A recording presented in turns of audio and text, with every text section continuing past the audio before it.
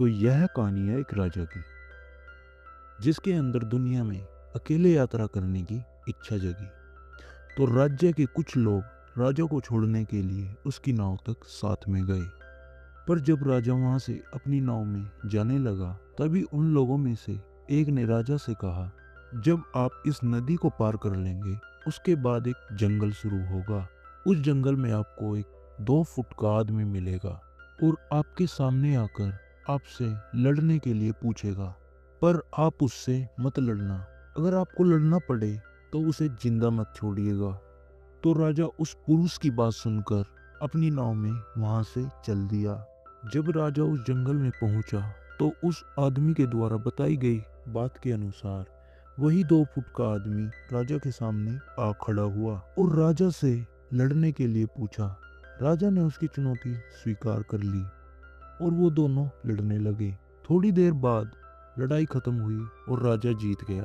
पर राजा ने उस 2 फुट के आदमी को जान से नहीं मारा, क्योंकि राजा एक महान योद्धा और दयालु था और उसको जिंदा छोड़कर आगे बढ़ गया।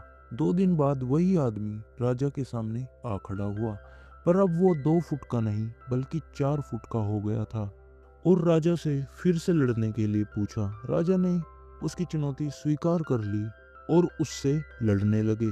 थोड़ी देर बाद राजा फिर जीत गया, पर इस बार भी राजा ने उसे जिंदा छोड़ दिया कि इसे मारने में क्या ही महान था। तो ऐसे ही करते करते वो आदमी हर 2 दिन बाद राजा के सामने आ जाता और राजा उसे हर बार की तरह यह कहकर जिंदा छोड़ देते कि इसे मारने में क्या ही महान था। पर अब वो आदमी 9 फीट का होकर राजा के सामने आ खड़ा हुआ और राजा से फिर से लड़ने के लिए कहा। अब की बार राजा थोड़ा सा डर गया, पर राजा ने उसकी चुनौती स्वीकार कर ली। इस बार दोनों के बीच बहुत खतरनाक लड़ाई हुई। इस बार लड़ाई में राजा को अपना दाहिना हाथ खोना पड़ा। राजा का हाथ कटकर जमीन पर गिर गया।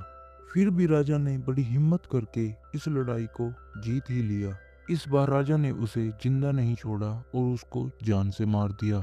तो अब आप सोचिए कि महानता किसमें है। जब राजा को बोला गया था कि उस 2 फुट के आदमी को जिंदा मत छोड़ना, फिर भी राजा अपनी महानता दिखाते हुए आगे बढ़ते गए, जो कि आगे चलकर राजा को बहुत भारी पड़ी। राजा को अपना एक हाथ भी गंवाना पड़ा। अगर राजा उस 2 फुट के आदमी को पहले ही मार देते तो राजा की यह दुर्दशा नहीं होती। तो मोरल ऑफ द स्टोरी यह है कि जीवन में कितनी भी छोटी प्रॉब्लम क्यों ना हो, आपको उसे खत्म करके ही आगे बढ़ना चाहिए, क्योंकि क्या पता वही छोटी छोटी प्रॉब्लम आपके जीवन में कब बड़ी बनकर आपके सामने आ जाए। हर छोटी छोटी प्रॉब्लम आपको एक सीख दे जाती है एक बड़ी प्रॉब्लम से लड़ने के लिए। आशा करता हूँ कि आपको यह कहानी अच्छी लगी होगी।